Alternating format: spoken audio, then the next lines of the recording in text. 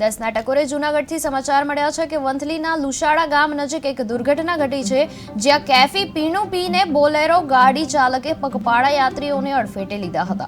આ દુર્ઘટનામાં ચારમાંથી એક યુવક સુભાષ ડાંગરનું મૃત્યુ નિપજ્યું છે। ત્યારે ઘટના બાદ ડ્રાઈવર રાહુલ પાતર સામે માનવ તોડનો ગુનો દાખલ કરવામાં આવ્યો છે અને વધુ તપાસ અત્યારે ચાલી રહી છે। ત્યારે સાથે જ બોલેરો ગાડીમાં સવાર પાણી પુરવઠા અધિકારી ગોવિંદ પાતર સામે પણ નશાની સ્થિતિમાં ડ્રાઇવિંગના કારણે ગુનો નોંધાયો છે અને પોલીસે ઘટના સ્થળ પર તપાસ હાથ ધરી છે।